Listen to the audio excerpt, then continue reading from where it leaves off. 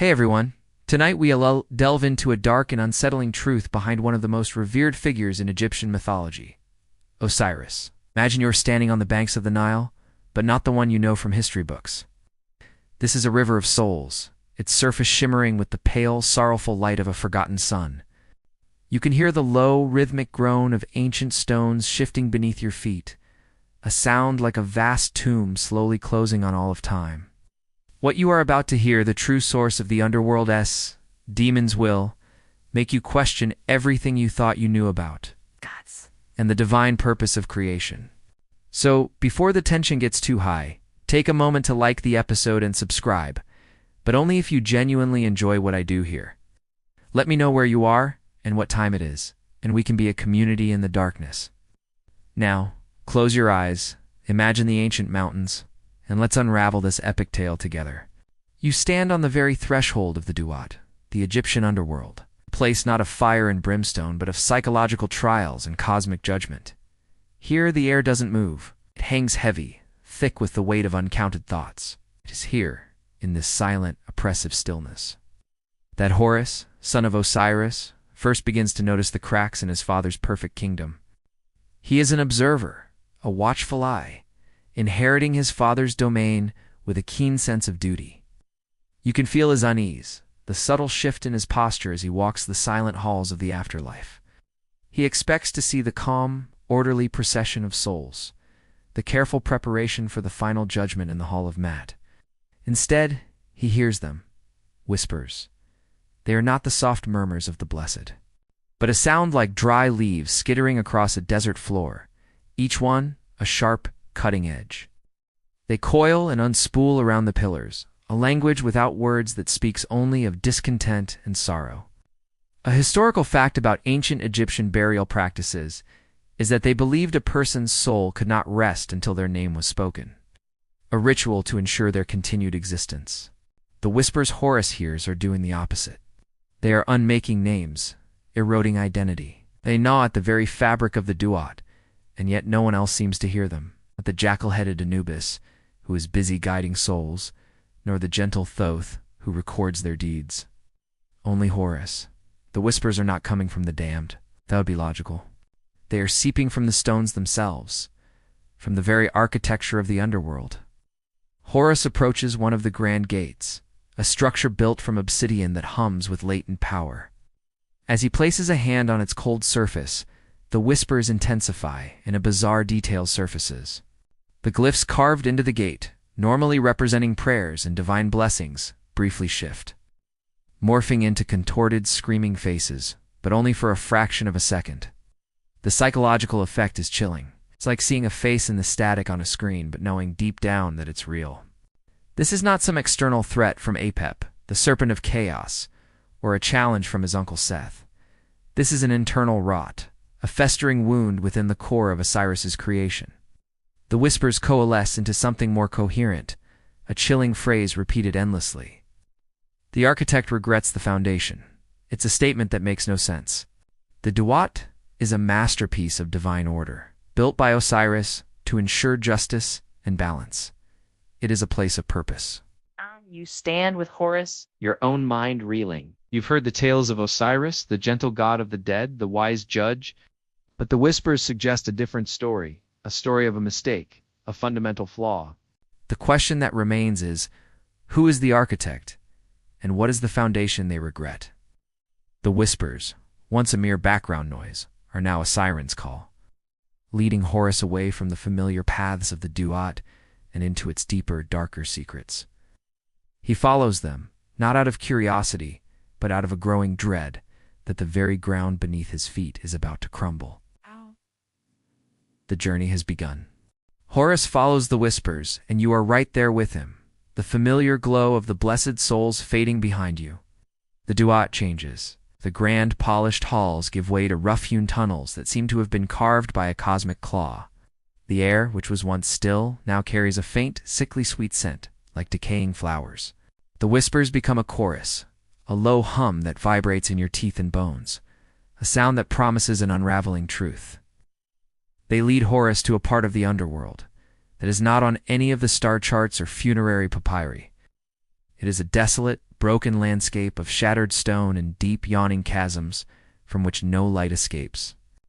The ground is a fine gray dust that clings to your sandals, a powder of forgotten memories. This is not a place for souls. It is a place for things that have been unmade. And then you see it. Coiled in the heart of this desolate valley is a serpent, but not a physical one. Its form is made of pure shadow, a living absence of light. It has no eyes, no discernible features, just the shimmering, undulating outline of a predator. As Horus approaches, the whispers stop. The silence is more terrifying than the noise. The serpent's presence is not one of malice, but of profound sadness. It is a creature born of sorrow. This is not Apep, the great serpent of chaos who seeks to devour the sun god Ra every night. This serpent is different. It is a creature of internal darkness. A bizarre detail about ancient Egyptian mythology is that many of the gods had multiple forms, but this creature is unique. It has no true form, only the shape it chooses to take. It shifts and writhes, and for a moment you could swear its coils resemble a human spine, then a broken heart. It is a living metaphor. The serpent raises its head, and a voice, not its own, but one that echoes the countless whispers you heard before, speaks directly to Horus. It says, "You seek the truth of your father's kingdom, but a kingdom is not built of stone, son of Osiris. It is built of emotion." A historical fact about the Duat is that its trials were often psychological, testing a soul's integrity. But this is a trial of a different kind, a test of a god's integrity. The serpent explains that it is a manifestation, not a creature. It is the first mistake, the first shadow. It tells Horus that the underworld was not always a place of judgment and order. In the beginning, before the scales and the hall, there was only the vast, echoing void of Osiris's grief. Osiris, as a mortal king, was betrayed and murdered by his brother Seth. His body was dismembered and scattered across Egypt. The myth of Isis reassembling him is well known, but what is less known is the psychological trauma of that experience. The serpent explains that when Osiris was put back together, the pieces of his body were not the only things his wife Isis recovered. She also gathered the fragments of his despair, his regret, his overwhelming sense of loss. You feel a chill run down your spine as you realize the full weight of this. A god is not just power. A god is also a complex being of thought and emotion. The serpent is a creature of that pure, unadulterated sorrow. The question that remains is, if this serpent is the first shadow born of Osiris's grief, what other horrors were born from the countless pieces of his broken heart? The shadow serpent, a manifestation of Osiris's grief, continues to speak, its voice a hollow whisper that seems to come from all directions at once. It tells Horus of a historical prophecy, one that has been deliberately forgotten. It is not written in stone, but in the very starlight that guides the souls through the Duat. The prophecy, it says, foretells of a time when the architect's regret would give birth to beings of pure despair, creatures that would feed on the very order the gods so carefully constructed. This is not a Greek mythology or a Norse legend. This is a deeper, more personal truth about the nature of ancient Egyptian deities. They were not just beings of cosmic power. They were beings of immense psychological complexity, capable of creating both beauty and monstrosity from their internal landscape. The serpent's words hang in the still air, each one a weight on Horus's soul, a truth he isn't sure he wants to hear. The serpent explains that the prophecy was a warning, a forgotten omen. It spoke of how the power of a god, when channeled through an emotional wound, becomes a corrupting force. It is a psychological phenomenon that you can see reflected in human behavior. To how a deep-seated trauma can turn a person's love into a possessive obsession or their desire for justice into a need for vengeance. The gods, it seems, were not immune to this. The serpent's bizarre detail is that it reveals its own existence is tied to this prophecy. It is not just a creature of despair. It is also a living alarm bell, a warning that something is fundamentally wrong with the Duat. It is the first demon, but not in the way you might imagine. It doesn't desire to kill or maim. It desires only to dissolve everything into the nothingness from which it was born. As the serpent speaks, the desolate landscape around you seems to come alive. Ow. The shattered rocks begin to groan and faint, Translucent figures rise from the dust, their forms wavering like heat haze. These are not souls, they're echoes, mere imprints of despair. They move with a slow, agonizing rhythm, their hands reaching out for something they can't quite remember. They are the unnamed, the forgotten, the ones whose identities were lost in the cosmic sea of Osiris's sorrow. The serpent points to them with a phantom head and says, "These are my siblings, the first generation. They are born of his regret for all the moments he lost. The sun he will never feel on his skin again. The taste of bread he will never eat. The laughter he will never hear." Horus, a god of order and justice, is horrified. He believed his father's domain was perfect, a place of balance. But what he sees is a graveyard of forgotten feelings, a shadow world created by the very god who was supposed to be a beacon of hope. The serpent tells him that this is the untold truth behind the deities. Their power is double-edged, can create heavens, but it can also create hells, and sometimes the two are the same. The open question for the listener is, what would you do if you discovered that the foundation of your world, the very principles you live by, was built on a lie? What happens when a god's personal suffering becomes a cosmic curse for all who follow? The serpent's final whisper, a chilling farewell, is a single word: look. And as it says the word, its form begins to shimmer and fade, leaving Horus alone in the desolate valley of sorrows. The shadow serpent fades, and you are left with Horus in the silent, echoing valley. The only thing that remains is the unsettling truth it revealed in a new object on the ground where it once coiled. It's a scarab, but unlike any you have seen before. While scarabs in ancient Egyptian lore often symbolized rebirth in the sun's journey, this one is made of polished obsidian that seems to drink the light around it, its shell engraved with chaotic swirling lines rather than the usual hieroglyphs of cosmic order. As Horus reaches for it, a chilling sensation runs through you both. It is not cold, but somehow it feels like it's stealing your warmth, your very life force.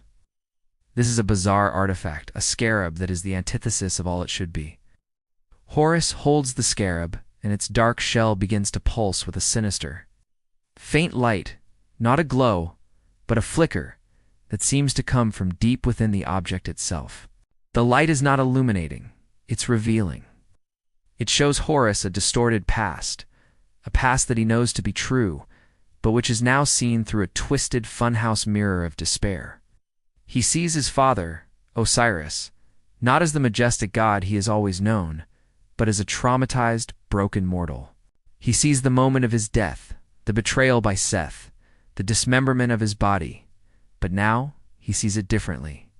He sees the psychological terror in his father's eyes, the moment he realized he was not just dying, but being unmade. The scarab shows a historical fact that has been wiped from the collective memory of the gods. That Osiris's resurrection was not a perfect act of divine magic. When Isis gathered his body parts, one of the pieces, his phallus, was never found. She had to create a new one from clay and magic. This is a well-known detail from the myths, but what the scarab reveals is the psychological impact of that missing piece. It was not just a physical loss. It was a psychological one. It was a representation of his shattered masculinity, his broken wholeness. This is a crucial element of the untold truths behind the deities. They are not perfect beings. They are flawed, and their flaws have cosmic consequences. The scarab doesn't show a new story, but it recontextualizes the old one, and that is a far more terrifying form of truth. The scarab projects these images not just into Horus's mind, but into the very air around you, a 3D hologram of anguish. You see Osiris reborn, but you see the faint, shimmering cracks in his new divine form.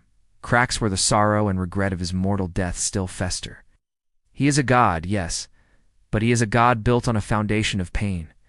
The images are a form of psychological intrigue, revealing how a god's personal suffering can be imprinted onto the very structure of their domain. The scarab acts as a key to unlock the buried memories of the Duat itself. It shows Horus that the whispers he heard in Section 1 were not just coming from the stones. They were the echoes of his father's own unresolved pain leaking out into the world. The question that remains is, if this single artifact can reveal such a disturbing truth about Osiris's past, What other secrets are buried in the sands of time, waiting to be unearthed? Horus clutches the scarab tightly, the coldness of it seeping into his hand, a tangible link to a past that should have stayed buried. He knows now that he must confront his father, not as a son seeking an audience, but as a god seeking the truth of his own existence. You and Horus stand before the throne of Osiris. This is not the grand formal court of the Duat, but a private chamber, a sacred space where the god of the dead retreats from the endless procession of souls. The air here is thick with a different kind of silence, familial quiet that has been strained by a new and terrible understanding. Horus holds the obsidian scarab in his hand, its malevolent flicker casting dancing shadows on the walls. He doesn't bow, doesn't offer a prayer, simply presents the artifact to his father, and you feel the weight of this act as son holding up his father's greatest shame. Osiris, majestic and serene, sits upon his throne of alabaster. His face, normally a mask of calm judgment, shifts with a flash of ancient pain as his gaze falls upon the scarab. For a moment, his divine composure crumbles and you see the weary, wounded king from the visions, not the glorious god. He doesn't ask how Horus found the scarab. He simply acknowledges its presence with a heavy sigh. You have unearthed the truth not meant for the living nor for the divine, he says, his voice a low rumble. You see my power, but you fail to see its origin. The Duat was not born of my will alone, it was born of my grief. This is the psychological truth behind the creation of the Underworld. It is a historical fact that the ancient Egyptians viewed the afterlife not as a place of punishment, but as a mirror of their world, a place to continue their existence. But what they did not know was that the very architecture of this world was a manifestation of a god's psychological state. Osiris reveals that after his dismemberment and resurrection, he was filled with an unbearable sorrow and a profound sense of incompleteness. This is not a Greek mythology or a Norse legend with a clear hero and villain. This is a tale of a hero creating the very monsters he is meant to judge. He explains that his first divine act was not to create the Duat, but to process his trauma. He took the pain, the anger, the regret, and the fear, and he gave them a place to exist outside of himself. He built the underworld to house his demons. A bizarre detail he reveals is that the demons were not meant to be evil. The first ones were simply the living echoes of his emotional wounds. The shadow serpent was the personification of his grief. Other early demons were the embodiment of his paranoia, his self-loathing, his regret for his past life as a mortal king. He saw these emotional forms, these nascent creatures, and in his wisdom decided to give them a purpose, a structure, a role in the cosmos. He made them the gatekeepers, the testers, the beings who would stand in judgment of a soul's integrity. He believed that by giving his demons a job, they would be tamed. But the question that remains is, can a god's pain truly be contained? Can you turn a monster born of sorrow into a guardian of justice? Or does the very nature of its creation inevitably corrupt its purpose? You stand there with Horus, watching the god of the dead reveal his most intimate and terrifying secret, and you realize the truth behind the Duat is not that it is a place of justice, but a vast cosmic therapy session that has gone horribly, terribly wrong. Osiris, the architect of shadows, continues his confession, and you can feel the air around you grow heavier with the weight of his regret. He explains the psychological process behind his creation. When he was dismembered by Seth, the physical act was an external wound, but the internal one was far more profound. His soul was shattered into countless fragments, each piece a raw, bleeding emotion. One fragment was pure grief, another was a cold, cutting anger, a third was an unbearable loneliness. He was, in a sense, a collection of cosmic anxieties. A historical fact of ancient Egyptian belief is that the heart was the seat of the soul and the mind, the place where all thoughts and emotions were stored.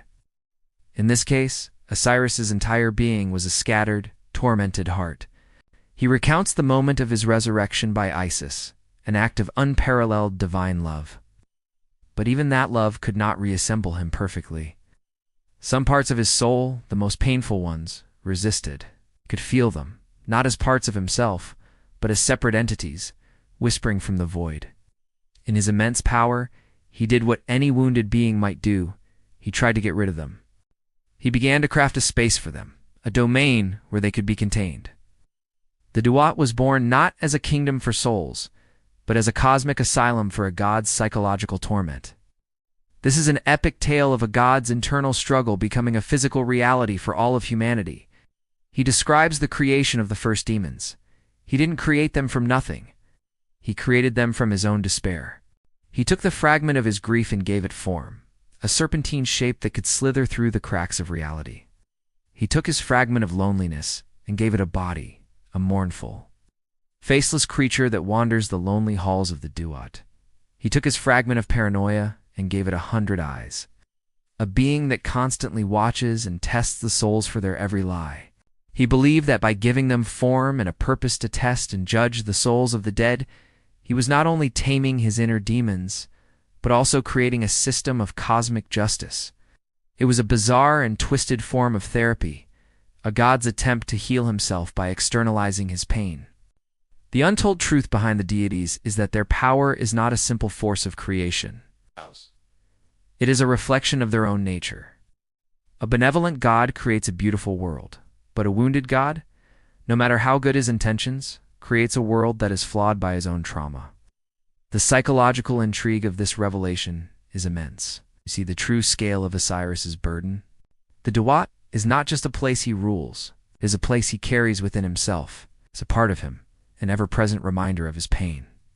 The question that remains is, if the Duat is a manifestation of Osiris's grief, what happens when he can no longer contain it?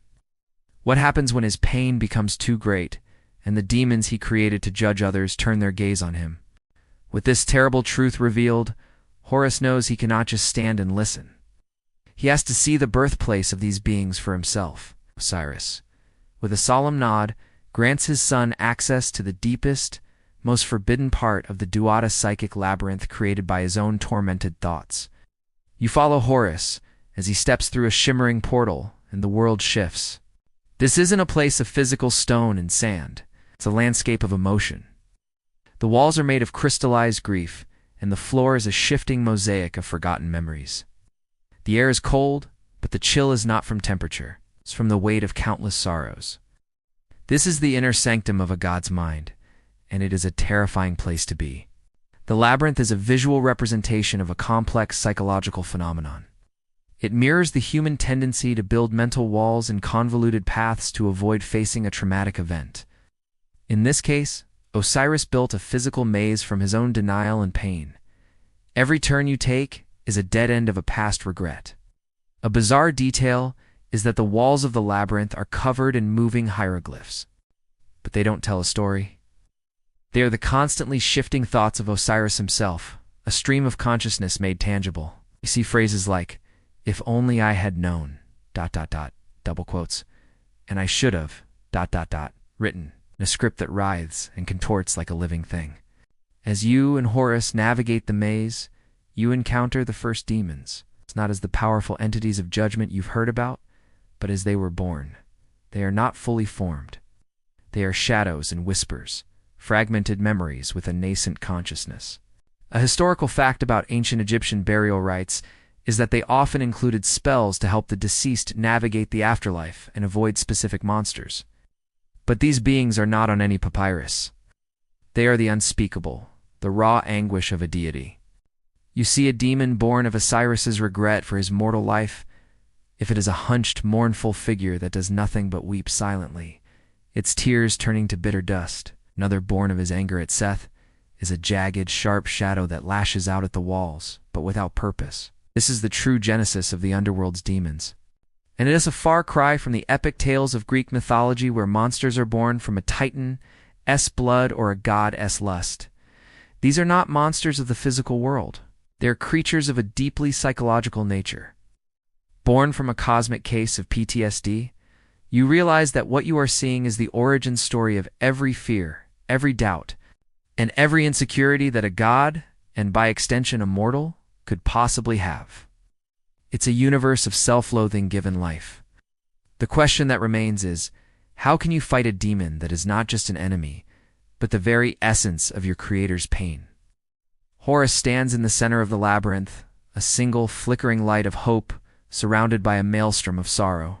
Emerging from the psychic labyrinth, You and Horus find yourselves back in a more familiar part of the Duat, but now it seems different, tainted by your newfound knowledge. Everything you see, the smooth obsidian floors, the grand colonnades, the very light of the afterlife seems to carry a subtle tremor of a god's grief.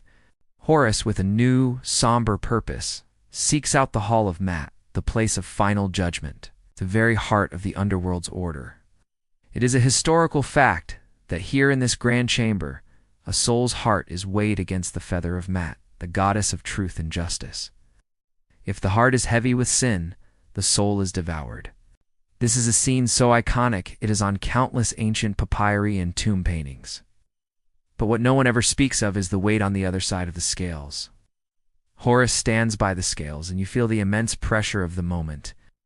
The scale is a bizarre artifact in and of itself, a cosmic instrument of perfect balance. But as you watch a soul's heart being placed on one side, you realize a new, terrifying detail. The feather of Mat on the other side doesn't just represent justice. It also represents the immense cosmic burden on Osiris. The whispers from Section 1 return, and you hear a new truth. The feather does not just weigh the soul's integrity. It also carries the uncounted weight of every sorrow, every regret, and every fragment of pain that Osiris poured into his creation.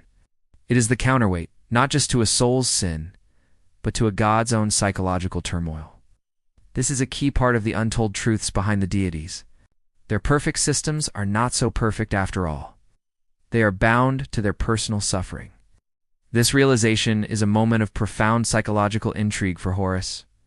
He had always believed that judgment was a simple matter of good versus evil. But now he understands it's a far more complex system.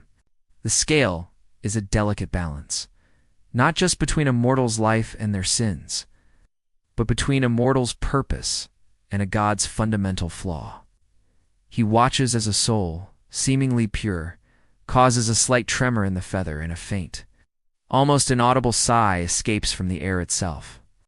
It is the sigh of Osiris, a subtle echo of the king who once reigned over the land of the living and who now carries the weight of 1,000 sorrows. Horus realizes the gravity of the situation. The system is flawed. The Duat is a house built on a foundation of sand, and that sand is the god's grief. The demons are not just external threats. They're the very emotional cracks in the foundation, widening with every passing moment. The open question for the listener is, what kind of justice can there be when the scales are not just balancing a soul's deeds but a god's psychological burden? Horus now sees that the true purpose of the Duat is not just to judge the souls of the dead, but to contain the uncontainable sorrows of its creator. And that containment, he now fears, is failing. With the terrifying truth about the scales of justice revealed, Horus understands that to truly fix the Duat, he must go to the source. He must find and confront the first demon, the shadow serpent, that revealed everything. But he knows its true name is not the serpent. He knows that in ancient myths and legends, names have power. A historical fact about ancient Egyptian magic is that to know a person's or a god's true name was to have power over them. The very act of naming was an act of creation and control. But this demon has no name. It's only a title, the architect's regret, and Horus realizes that is not a name, but a descriptor of its purpose. He seeks out the serpent again, not in the desolate valley where he first found it, but in a strange and forgotten corner of the Duat, a place that exists outside of time.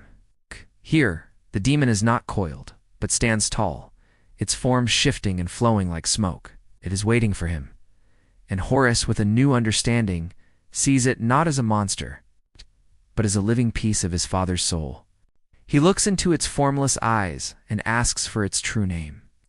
The demon's voice is no longer a whisper, but a clear, resonant echo of sorrow. "My name," it says, "is a truth your father tried to bury." The bizarre detail it reveals is that its name is not a word, but a sound. It is the sound of a god's heart breaking. It is the sound of Osiris's final gasp, the last thing he heard before his consciousness was scattered. This sound, this pure, unadulterated moment of pain, was the seed from which the first demon was born. It is a terrifying notion of psychological creation. The first demon is not a creature of malice, but a living echo of a god's final moment of despair. Its name is the sound of a dying king. The demon tells Horus that it has no other purpose than to remember that sound and to carry the weight of that cosmic sorrow for eternity. It is the silent, unspeakable testament to a god's mortality. This is the psychological heart of the matter. The demon is not a simple monster from Norse legends or a creature from Greek mythology. It is the physical manifestation of a psychological trauma. Its existence is a constant reminder of the pain that Osiris tried to bury beneath the grand architecture of the Duat. You stand there with Horus. You realize that the most terrifying demons are not born of malice, but of immense, uncontained sadness. They are not here to destroy the world, but to simply show the truth of its fragile, broken foundations. The question that remains is, how do you fight a demon that is a part of your own family, a part of the very God who created you? Horus now knows its name, its nature, and its origin. And that knowledge is a burden far heavier than any he has ever carried. Armed with the knowledge of the first demon's true name, the sound of a god, as heartbreaking Horus, and you seek out the only other being in the Duat who might understand the gravity of this situation. You find Anubis, the jackal-headed god of the dead, guardian of the scales, and a being of immense wisdom. He is not in the Hall of Mat, but in a quiet, forgotten chamber filled with relics of a time before the Duat was fully formed. Anubis, a bizarre detail about whom is that he smells of embalming spices and fresh linen, greets Horus not with words, but with a silent, knowing nod. He has always been a quiet observer, a god of transition and quiet truths. Horus presents the truth of the Underworld's foundation and the horrifying knowledge of the demon's origin. Anubis listens without interruption, his dark, ancient eyes never leaving Horus's. He knows the truth already. He has always known. It is a historical fact that Anubis was a pre-Osirian god of the dead, a being of immense age who predated the modern Duat. He saw its creation, and he saw the flaws in its design. He saw his king, Osiris, create a kingdom of order from a place of chaos. But he also saw the emotional turmoil that went into its making. Anubis does not offer a solution. Instead, he simply holds up a polished bronze mirror, a unique artifact that is not an ordinary looking glass. It is a mirror of souls, and it shows not a reflection of what you are, but a reflection of what you could become. He tells Horus to look into it, and you look with him. The mirror shimmers, and the world inside it becomes a terrifying reflection of a future ruled by these demons. You see the Duat not as a place of judgment, but as a place of absolute chaos. The grand halls are shattered, the river of souls is a swirling vortex of agony, and the very ground is a shifting sea of broken memories. The demons born of Osiris's grief and regret have taken over. The one born of loneliness now isolates every soul it finds, trapping them in a personal void of their own creation. The one born of paranoia now twists every memory, every deed, into a lie, making a true judgment impossible. The demons born of countless other sorrows now run rampant, a living representation of a god's mental state gone unchecked. The psychological intrigue is profound. This is not a future created by an external enemy. This is a future created by a god's own uncontained pain. Anubis shows Horus a world where the god's emotional flaws have become a cosmic curse. The open question for the listener is, what would you do if you were shown a future where your own inner demons had not only destroyed you, but the entire world around you? Anubis's lesson is clear. The Duat is on the verge of collapsing, and it can only be saved if Horus, or even Osiris, can finally confront the source of the demon's creation, the unhealed wounds of the king of the dead. The terrifying vision in the mirror of Anubis has solidified Horus's resolve. He knows he needs more than just a psychological understanding of the problem. He needs a solution. Anubis, ever the silent guide, leads him to a library, a place not of books, but of memories.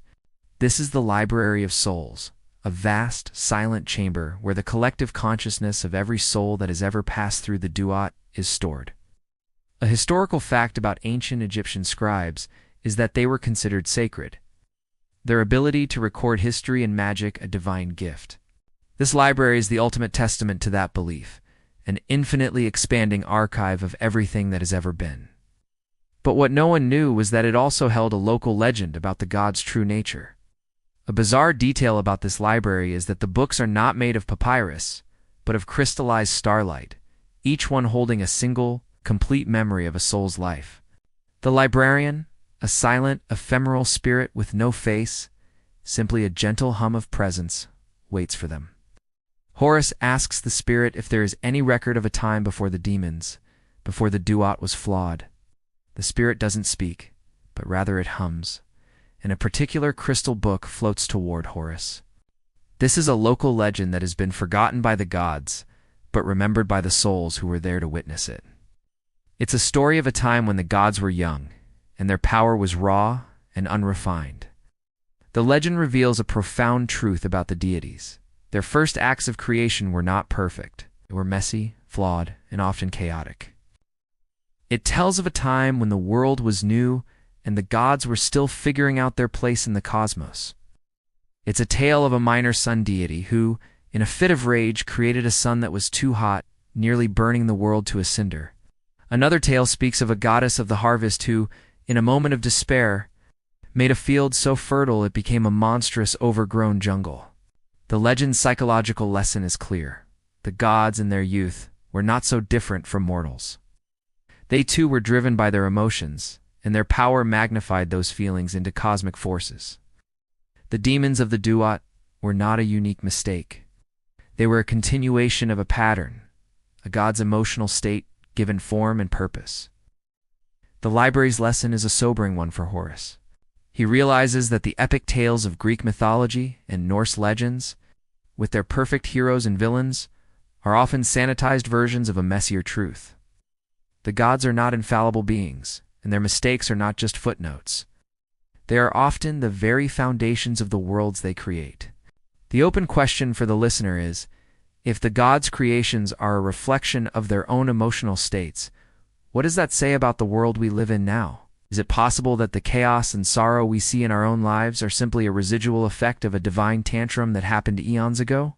The spirit librarian hums its final note, and the crystal book fades, leaving Horus with a terrifying new understanding.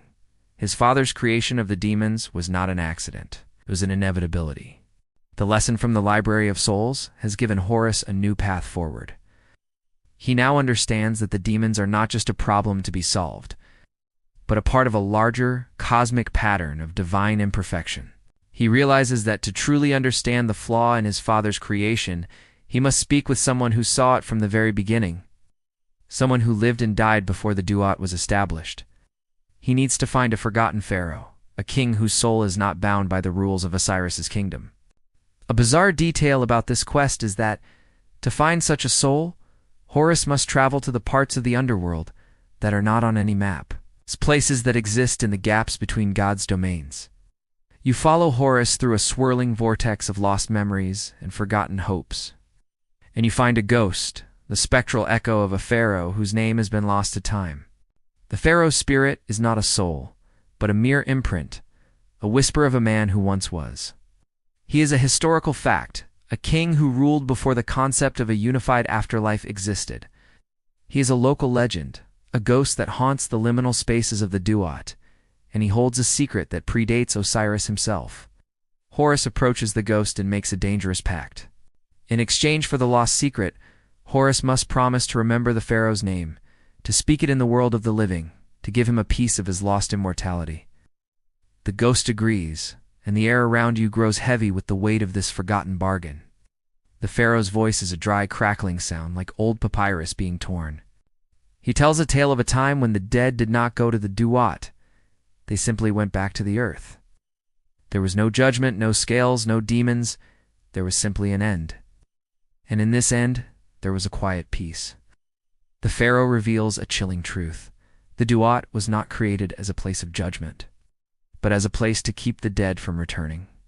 This is the psychological intrigue of the legend. Odd. The gods, in their fledgling power, feared the cyclical nature of life and death. The idea that their creations might simply return to the earth and be reborn without their divine guidance. The Duat was a cage, a divine prison to contain the souls of mortals. And Osiris, in his grief, took this concept and made it his own, a cage for his own demons. The pharaoh reveals that the flaw is not in the demons, The flaw is in the cage itself. The Duat, from its very inception, was an act of control, not of love. The question that remains for the listener is, what do you do when you discover that the very system you believe in, the one that promises justice and salvation, was built on fear and control? Horus has made a pact with a forgotten king, and with that pact, he has gained a terrible knowledge, and the demons are not the problem. They are a symptom of a far deeper Yeshua divine kingdom built on a lie. The weight of the Pharaoh's secret hangs heavy in the air. The Duat is not a place of salvation, but a gilded cage. Horus, now armed with this knowledge, realizes he needs to find the specific moment where his father's grief became this cosmic prison. He needs to find the glitch, the subtle error in the divine code. He knows that such a detail wouldn't be in the grand halls or on the monumental walls. He knows it would be in a forgotten corner, in a simple, overlooked object. A historical fact about ancient Egyptian scribes is that they would often make subtle mistakes in their papyrus scrolls, small errors that would reveal a scribe's personality or their state of mind. Horus realizes that the divine papyri of the Duat would be no different. He searches the silent archives of the Duat, not for a grand tome, but for a simple papyrus scroll, a record of the earliest moments of Osiris's rule over the afterlife. And he finds it, tucked away in a dusty alcove, a scroll so old it feels like dust itself. A bizarre detail is that this scroll doesn't contain majestic hymns or glorious tales. It is a record of Osiris's first attempts to contain his grief. It is a divine journal, and it is here that Horus finds the glitch. A single, almost invisible flaw in the papyrus. A small, almost imperceptible tear in the fiber, right next to a glyph representing the word containment. The psychological intrigue is profound. The tear in the papyrus is not a mistake. It's a silent protest. It is where the god's grief in its rawest form refused to be contained. The tear is a symbolic representation of the fact that an emotion, when it is too immense, cannot be simply locked away. It will find a way to leak out, to break through the divine walls built to hold it. This is the moment that demons were born, not as a conscious act of creation, but as a spontaneous act of a god's pain breaking free. The scroll reveals an untold truth behind the deities. Their divine power is not a simple force that can be wielded with perfect control. It is an extension of their very being, their thoughts, and their emotions. The tear in the papyrus is the silent scream of a god who is trying to be perfect, but who is still healing from a mortal wound. It is the original sin of the Duat, a fundamental flaw that gave rise to all the chaos that followed. The question that remains is, how do you fix a kingdom that was flawed from the very moment of its conception? Horus now knows the how and the why of the demon's creation, but he is still a long way from a solution. How? He clutches the fragile papyrus, and a single tear falls from his eye. A drop of water that sizzles as it hits the dusty floor of the Duat. He feels not just the weight of his father's pain, but the weight of all the untold truths of the cosmos. The flawed papyrus in his hands, Horus understands the origin of the demons. But to truly know them, he must witness their birth firsthand, the twisted echo of a god's first breath. The information from the scroll, a bizarre and chilling detail, leads him to a hidden chamber in the Duat. This is not a place of judgment or serenity, but a realm of psychological torment, a place where the air hums with the dissonant symphony of the damned. As you and Horus enter, the very atmosphere feels charged, electric with a raw, unrefined energy. This is where the demons were first and continue to be created, not as a singular event, but as a constant process. It's an epic ritual, but a horrifying one. It is a twisted echo of a divine creation myth. It's not the one you know from Greek mythology or Norse legends where God breathes life into clay. Here, a god breathes life into sorrow. The symphony of the damned is the sound of Osiris's deep subconscious sorrow being turned into a living thing. You hear the low thrumming of a god's grief, the high, keening wail of his regret, and the sharp, cutting note of his paranoia. These are the sounds of the Duat's foundations. They are a form of psychological intrigue, a musical score of a god's inner turmoil. Horus stands witness to a raw, uncontained act of creation. He sees the fleeting thought of Osiris's loneliness manifest as a wraith-like demon, its form wavering and its eyes empty. He sees the memory of his brother's betrayal twist into a creature with 100 hands, each one reaching out to betray a new soul. A historical fact about ancient Egyptian burial practices is that they often included amulets and spells to protect the deceased from specific demons. But these demons were not a part of the original plan. They were a spontaneous creation, an uncontrolled act of cosmic trauma. What makes this scene so horrifying is that it is not a ritual of malice, but one of profound sadness. Osiris is not creating these demons to be evil. He is creating them as a way to externalize his own pain. He is, in a sense, a cosmic artist, and his medium is his own suffering. He is painting a portrait of his soul, and the portrait is a gallery of monsters. The untold truth behind the deities is that their power, when driven by emotion rather than by conscious will, can create things they never intended, things that live and breathe with the same chaotic energy that birthed them. The question that remains is, how do you stop a god from creating? How do you sever the link between a creator and their creation, when the creation is a living piece of their soul? Horus watches in silent horror, a witness to a divine act that should have never happened. And he knows that the path to a solution is a long and painful one. Horus, a silent witness to the horrifying symphony of creation, feels a new presence in the chamber. It is not an echo, not a fragment of pain, but a fully formed entity. It is the first demon, the shadow serpent, from Section 2, man. But now it has taken on a more stable form, a tall, gaunt figure with no face. Only a swirling vortex of shadow where its features should be. It is the first one born, the living embodiment of Osiris's original grief. And it has come to speak to Horus. This is a moment of profound psychological intrigue, a confrontation not between hero and monster, but between a son and his father's most painful creation. The demon does not attack. It simply stands in its voice, the same sorrowful echo from before, asks Horus a profound and disturbing question. What is my purpose? Was I born to be a monster, or was I born to simply exist? This is the core of the untold truth behind the deities and their creations. The demon is not evil by nature. It is simply a being of sorrow, trying to find its place in a cosmos that views it as an abomination. Its question cuts to the heart of the matter. Was its existence a divine mistake, or a natural byproduct of a god's emotional state? The demon reveals a bizarre detail.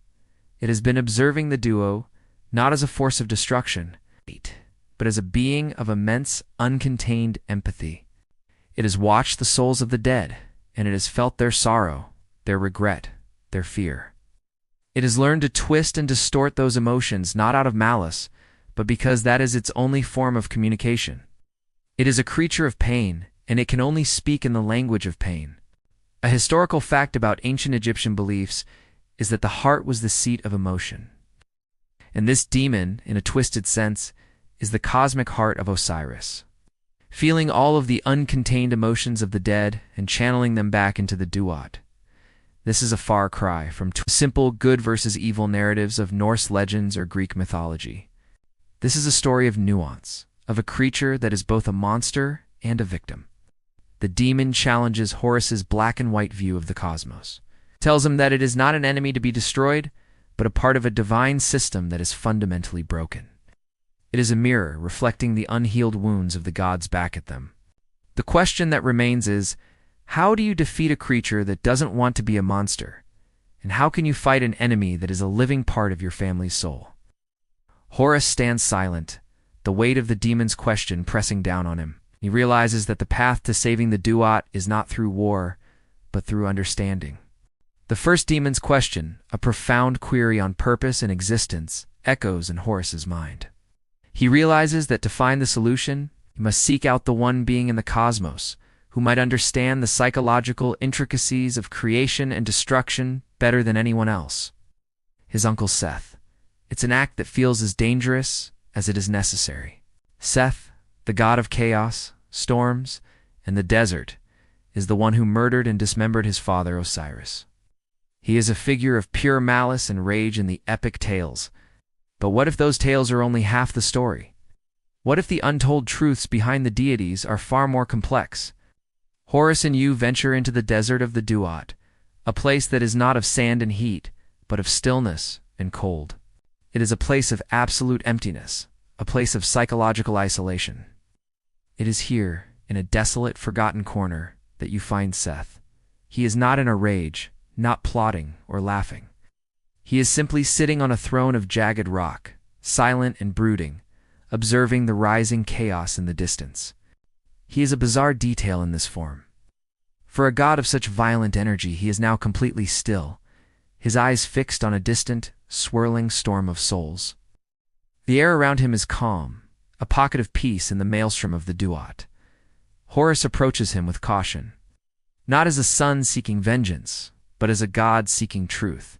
He presents the story of the demons, of their origin and Osiris's grief, and of the flawed foundation of the Duat. Seth listens without a word, his face a mask of stone. He is not surprised. He has always known the Duat was flawed. A historical fact about the mythology of Seth is that he was not always an evil figure. In some of the earliest myths, he was a protector of the sun god Ra, fierce defender against the chaos serpent Apep. His transition to a villain is a part of a larger, evolving narrative of ancient Egyptian beliefs. This is a crucial piece of psychological intrigue for Horus. He is not speaking to a simple villain, but to a god whose nature has been misunderstood and rewritten over millennia. Seth finally speaks, and his voice is not the thunderous roar Horus expects. It is a quiet, almost weary sound. He looks at the chaos created by Osiris's grief and says, "He tried to contain the very thing that makes us gods, our emotions, our pain, our flaws." Seth reveals that his own anger and jealousy were never just random acts of malice.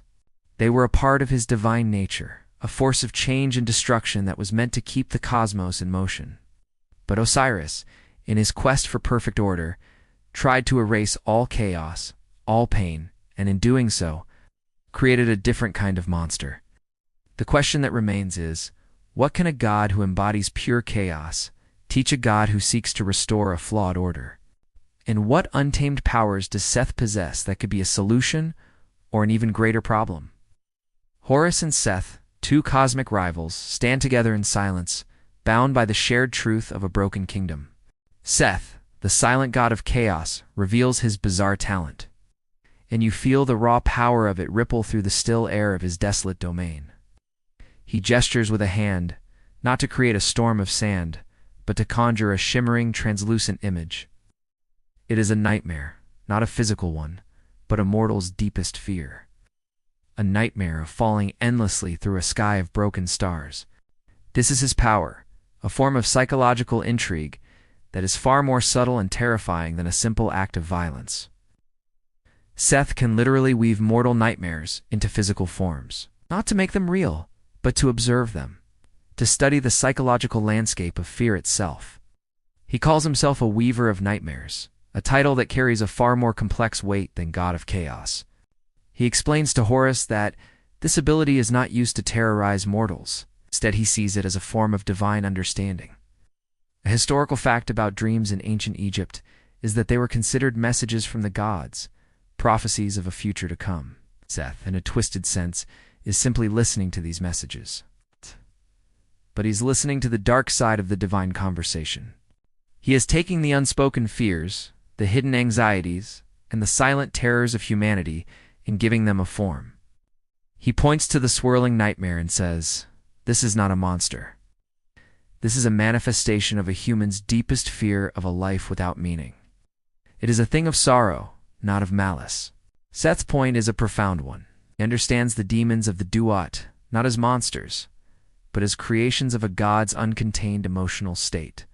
He sees them as the divine equivalent of the nightmares he weaves. Osiris's demons are a cosmic version of a god's psychological torment given form. Seth explains that while Osiris was trying to build a world of perfect order, he was doing so by suppressing the very chaos that makes existence possible, the chaos of emotion, of pain, of loss. He tells Horus that the Duat is a ticking time bomb, a system that will inevitably fail because its very foundation is a denial of the god's own imperfect nature. This is a core part of the untold truths behind the deities. They are not infallible beings. and their flaws have cosmic consequences. The bizarre detail of Seth's talent, the weaving of nightmares, becomes a metaphor for his entire existence. He is a god of destruction, yes, but he is a destruction that creates room for new growth. He is a god of chaos, but it is a chaos that reveals the truth. The question that remains is, can Horus learn to use the power of chaos to bring a new kind of order to the Duat? Can he turn the destructive power of a god's emotional state into a force for healing? Seth looks at Horus, a flicker of ancient understanding in his eyes. A terrifying thought enters your mind. Perhaps the true solution lies not in fighting the demons, but in embracing the very chaos that created them. The encounter with Seth has changed everything for Horus. The simple narrative of good versus evil has been replaced by a complex understanding of a god's psychological landscape. Horus now sees that the solution isn't to fight the demons, but to understand their origin. He remembers a subtle moment from his childhood, a flicker of memory so mundane he had never given it a second thought. It is a moment of deep psychological intrigue, a recollection of a time when he, as a young god, was learning to control his own immense power. The memory is of his father Osiris, a moment of quiet teaching. Osiris was showing him how to weave light, a simple act of creation. A bizarre detail of this memory is that Osiris did not use grand spells or ancient incantations. He used a simple, rhythmic chant, a low hum that sounded like the earth itself, and in the middle of the chant, he stopped. A historical fact about ancient Egyptian myths is that gods, like mortals, had to learn and practice their abilities. Osiris was not born a master of the Duat. He had to grow into his power. In this quiet moment, Osiris told Horus that the true power of creation was not in the light itself, but in the shadow it cast. He explained that a god's light was an extension of their joy and their will, but their shadow was an extension of their pain and their doubt. He told Horus that the two must be balanced, or the shadow would consume the light. This simple memory, a moment of fatherly wisdom, now takes on a new and terrible meaning. Horus realizes that his father, in his grief, forgot his own lesson. He tried to cast all his pain into the shadows of the Duat, but he never balanced it. He never accepted his own imperfection. He created a realm of pure shadow, and he hoped the light of his judgment would be enough to contain it. But as his own memory shows, the shadow and the light are two halves of a whole. This is the core of the untold truth behind the deities and their creations. Their power is a reflection of their own psyche. The demons are not monsters from some cosmic hell. They are the unhealed wounds of a god who forgot his own fundamental truth. The memory gives Horus a key insight into how to confront the demons. He cannot fight them with light, because they are made of a god's shadow. He must confront them with understanding, with empathy, and with the kind of acceptance that his father was never able to give himself. The question that remains is, can a son heal the wounds of his father? Can Horus, a god of light, descend into the shadows and bring a new kind of balance to the Duat? He now knows the truth, and with that truth comes a new kind of power. With the memory of his father's teaching guiding him, Horus now seeks out a specific, strange historical fact to confirm his new theory. He knows the demons are not simply evil. They are a byproduct of a god's unhealed emotional wounds. He now needs to find a way to heal them, and he remembers a bizarre artifact from ancient mythology that holds a paradox, a life-giving object that also corrupts everything it touches. He journeys to a forgotten corner of the Duat, a place of swirling, chaotic energies that feel like a cosmic junkyard. Here, amid the broken remains of forgotten spells and failed creations, he finds it, the Eye of Thoth. Not the one you know from the stories, but an early, flawed version. A historical fact about Thoth is that he was the god of knowledge and writing, and his creations were often imbued with immense power. This eye is a beautiful, shimmering gem, its surface catching the light in 1,000 different ways. It is a bizarre detail, but it doesn't just glow. It seems to hum with a quiet, chaotic energy, a subtle dissonance. The eye was created to bring knowledge and life to the cosmos, but it failed. Its power was too immense, and it began to corrupt the very things it was meant to heal. It would turn a beautiful thought into a dark obsession and a gentle breeze into a destructive storm. Horus realizes the psychological intrigue of this artifact. The Eye of Thoth is a perfect metaphor for his father's power, God's power. when born from a place of uncontained emotion, is a force of creation that also corrupts. Osiris's immense power, fueled by his grief, created the Duat, a kingdom of justice and order. But because his power was not balanced, it also corrupted the very fabric of his creation, turning his sorrows into the demons. The Eye of Thoth is not just a failed artifact. It is a physical representation of the flaw in a god's power. It reveals an untold truth behind the deities. Their divine power is not a simple force for good or evil. It is a mirror of their own psychological state. If they are balanced and whole, their power brings life. If they are wounded and broken, their power brings both life and a terrible silent corruption. Horus now understands the full scope of his task. He cannot simply destroy the demons. To destroy them would be to tear out a piece of his father's soul, an act that would shatter the Duat forever. He must find a way to heal them, to transform the corrupting energy of a god's pain into a force for good. He holds the Eye of Thoth, and he feels the chaotic energy of it thrumming against his palm. He knows that this failed artifact holds the key, not to destroying the demons, but to reforging them. The question that remains is, how do you take a god's sorrow and turn it into a source of hope? With the Eye of Thoth in hand, Horus returns to the desolate valley where he first found the shadow serpent. He finds the first demon, no longer a swirling vortex of shadow, but now a being of profound sadness. He approaches it not with the anger of a son or the purpose of a god, but with the empathy of a fellow being. This is a moment of deep psychological intrigue, a conversation that is a far cry from the epic battles of Greek mythology or the brutal conflicts of Norse legends. This is a dialogue of souls, a confrontation with a living piece of his father's grief. Horus holds out the Eye of Thoth, and a bizarre detail is that the demon, which is a creature of shadow, seems to be drawn to the light and chaotic energy of the gem. The eye, which corrupts everything it touches, does not corrupt the demon. Instead, it seems to give its form a sense of solidity, a clear outline. The demon's shadowy form becomes less ethereal and more defined, like a drawing gaining color. The demon, in its silent, formless way, seems to absorb the energy of the gem. Horus realizes the truth of the paradox. The Eye of Thoth doesn't corrupt. It simply reflects, takes what is already there and magnifies it.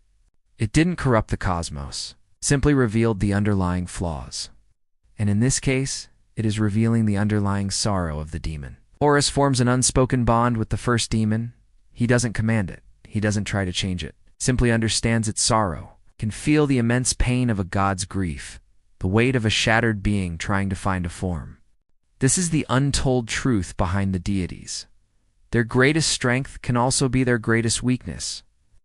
Osiris's immense power to create was also his immense power to create sorrow, and in this moment, Horus is feeling the full weight of it. He realizes that the demons are not a problem to be solved with force, but with empathy. They are not enemies to be defeated, but a family to be healed. A historical fact about ancient Egyptian beliefs is that the heart was the seat of not just emotion, but also memory and intelligence. In a sense, Horus is not just communicating with a creature. He is communicating with the living heart of his father's pain. He learns that the demon's greatest wish is not to destroy the Duat, but to simply stop existing, to be released from the burden of its own sorrow. The question that remains is, how can Horus grant a creature of sorrow the peace it so desperately seeks without destroying the Duat? The solution is not to destroy the demon, but to transform it, to change the essence of its being from a living monument of pain into something new, something that can finally rest. The unspoken bond between Horus and the first demon of sorrow has led to a final, terrifying test. The demon, now given a name by Horus, not of words, but of understanding, presents a final challenge, a riddle that can only be answered by true self-knowledge. It is a moment of profound psychological intrigue, a cosmic test that is a far cry from the epic quests of Greek mythology or the brutal trials of Norse legends. The riddle is not a question of knowledge or strength, but a query of being. The demon asks Horus, "What is a god without a purpose?" Horus stands silent, the weight of the question settling on him. The Duat, his father's kingdom, was built on the purpose of judgment and balance. But the riddle implies that the purpose itself is a lie, a flawed premise built on a foundation of pain. A bizarre detail about this riddle is that it's not spoken. It's communicated through a stream of pure, raw emotion, a torrent of all the uncontained feelings that gave birth to the demon itself. Horus feels the searing grief, the cold loneliness, the sharp pangs of regret, all the psychological turmoil that was externalized to create the Duat's demons. He feels the weight of his father's pain, and in a terrifying moment of empathy, feels his own potential for darkness, his own capacity for creating monsters. He realizes that a god without a purpose is a god who must find a new one. The demons of the Duat were a cosmic mistake, a creation born from a god's psychological trauma. But they were not born of malice. They were born of a god's need to give his pain a purpose. The riddle is not just a test for Horus. It is a question for all the deities. What is their purpose now that the mortals have learned their flaws? What is the point of a kingdom of order when its very foundation is chaos? A historical fact about ancient Egyptian beliefs is that gods, like humans, could change their form and their purpose. This is a moment of cosmic evolution. Horus realizes that his purpose is not to simply rule the Duat, but to heal it. The answer to the riddle is not a word, it is an act. Horus, for the first time, lets go of his own sense of divine purpose and embraces his true nature. Not just the son of Osiris.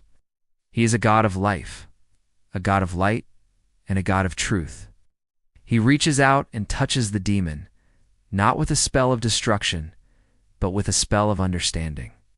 He accepts the sorrow, he embraces the loneliness, and he gives it a new purpose. He transforms the very essence of the demon, not by force, but by a simple act of love. The question that remains is, what will the demon become now that it has a new purpose? And what will the Duat become now that its foundation has been not just understood, but healed? With the first demon transformed by a simple act of empathy, Horus now has the final piece of the puzzle. He understands the core, untold truth behind the deities. And it is a reality that is far more unsettling and epic than any myth or legend. He realizes that the grand tales of Greek mythology, the brutal sagas of Norse legends, and the epic narratives of the Egyptian pantheon are all built on a foundational lie. The stories were not created to glorify the gods. They were created to hide their imperfections. This is a moment of profound psychological intrigue, a cosmic revelation that changes everything.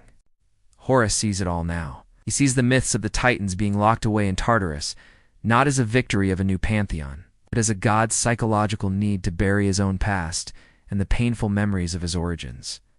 He sees the epic tales of Thor's battles with giants as not a fight against a clear enemy, but a god's attempt to give his own uncontained rage a purpose, a noble fight against a supposed monster. He sees the story of his own father's dismemberment and resurrection, not as a tale of triumph, but as a story of a god's deep, unhealed trauma. The monsters in these stories are not external threats. They are the uncontained emotions of the deities themselves, given form and purpose, and then relegated to the shadows and the footnotes of history. A historical fact about ancient Greek theater is that it often explored the moral failings of heroes and gods, but the later, more sanitized versions of these myths were often used to reinforce a sense of divine order and perfection. Horus realizes that the same process happened in his own pantheon.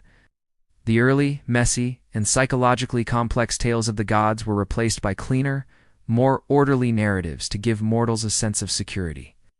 The demons of the Duat were a cosmic oversight, a glitch in the perfect narrative.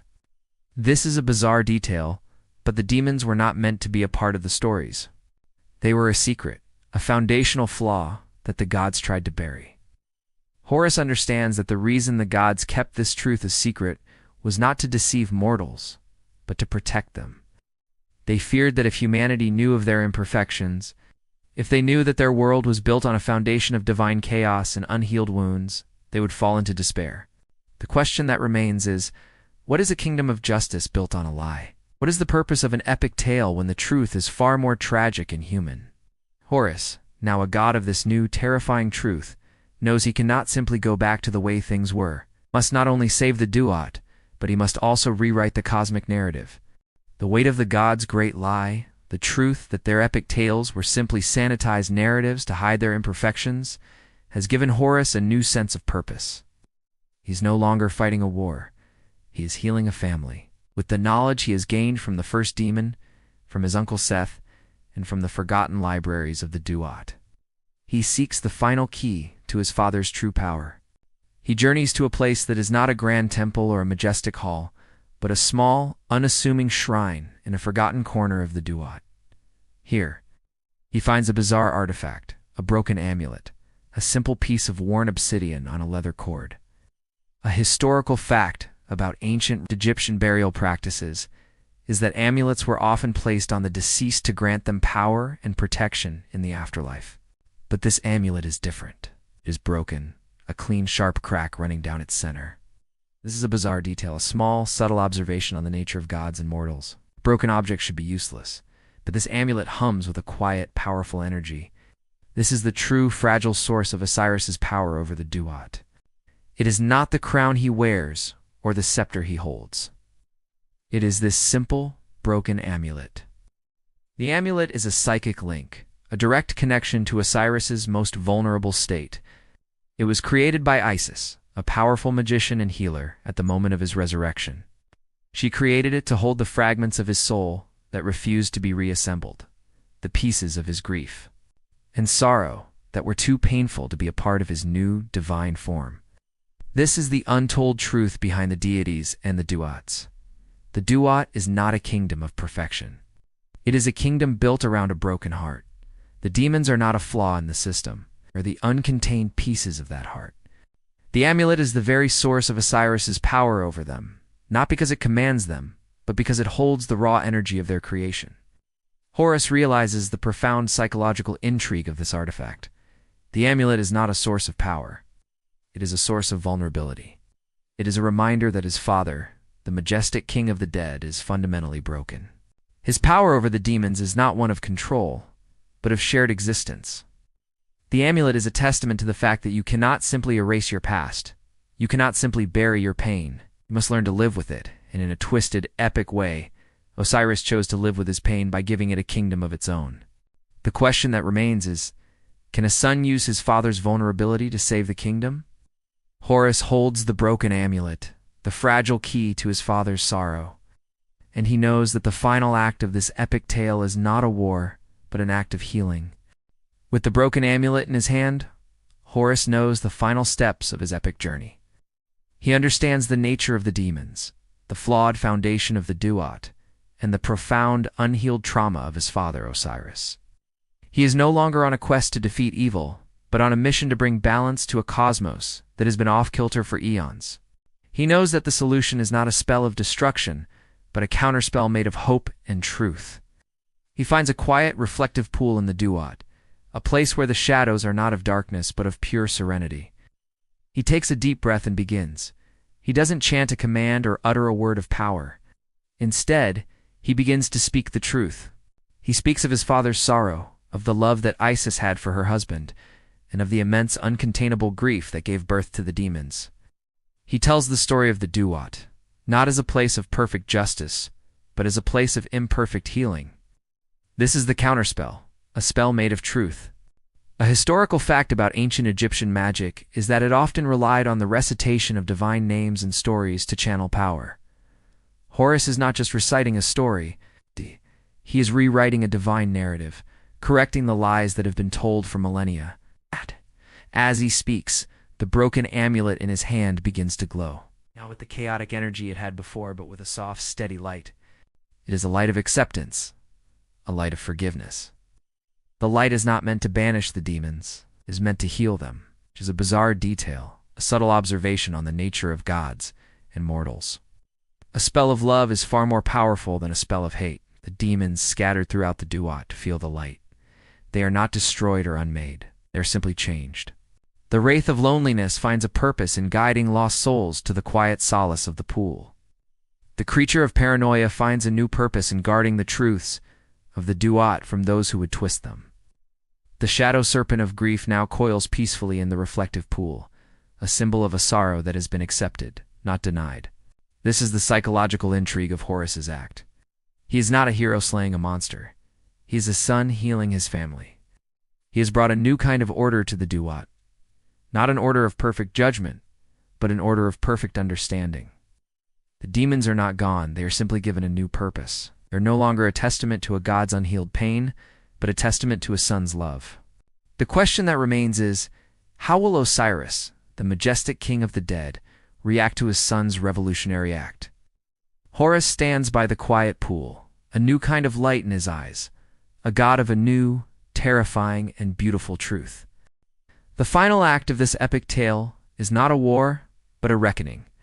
Horus stands before his father, Osiris, not as a son, but as a god, an equal who now holds the terrible truth of the Duat's creation. He has with him the broken amulet, now glowing with the steady light of acceptance, and the quiet knowledge that the demons are no longer a threat. Osiris, majestic on his throne, feels the change. The very foundations of his kingdom have shifted, the silent, mournful whispers replaced by a quiet, contented hum. He knows, without words, that his son has seen the truth. Horus does not accuse, simply places the broken amulet on his father's lap, a silent testament to his unhealed pain. A historical fact about ancient Egyptian myths is that the eye of Horus was often a symbol of healing and protection. In this final act, Horus has become a living eye, a force of healing for his own family and for the cosmos. A bizarre detail is that as Horus lays the amulet down, the crack in its surface seems to mirror a faint, shimmering crack in Osiris's own divine form, a physical representation of the psychological wound that has festered for millennia. Horus looks at his father, not with anger, but with profound sorrow. He tells him that he has not destroyed the demons, but healed them, giving them a new purpose in the Duat. He tells him that the kingdom built on a lie of perfection can now be a kingdom of truth, a place where justice is not just about judgment, but about empathy and understanding. He tells him that it's okay to be broken, that a god's imperfections are not a weakness, but a part of their divine nature. He forces his father to accept the truth of his creation, to finally face the pain he had tried to bury for so long. The untold truth behind the deities is that their greatest strength is not their power, but their capacity for change. Osiris looks at his son, his face a complex mask of awe and regret. He sees that in his grief he created monsters, but his son, in his love, created hope. The Duat will not be destroyed, will be remade. The demons will not be banished, it will be transformed. The epic tales of Greek mythology and Norse legends are now just that, tales. But the story of Horus and Osiris, of a son healing his father's pain, is a new myth, a new truth for a new cosmos. The question that remains is, what will the world become now that it knows its gods are not perfect? Horus stands tall, a silent promise that the future will be a place not of perfection, but of truth. Slowly, the grand epic cadence of the story begins to fade, and the grand echoing chambers of the Duat grow quiet. The vibrant imagery softens, and the tense psychological intrigue dissolves into a calm stillness. You are no longer on a cosmic journey, but simply a listener, sitting in the quiet of your own space. The story is not just a tale of ancient gods and demons, but a lesson on the nature of pain and healing. The demons were not born of malice, but of sorrow. The flaw in the Duat was not in the system, but in the heart of its creator. The solution was not in a weapon, but in a simple act of empathy. So, as you close your eyes and let the last echoes of this tale fade, remember that the greatest battles are not fought with swords or spells, but with understanding. The most terrifying monsters are often the ones we create ourselves. The most powerful magic is the courage to face our own truth. Let the image of the Duat, no longer a kingdom of sorrow, but a kingdom of quiet, contained hope, linger in your mind. The journey is over, but the myth continues, not in the scrolls of the past, but in the choices you make in the present. Sleep well, and may your dreams be filled with a new kind of myth.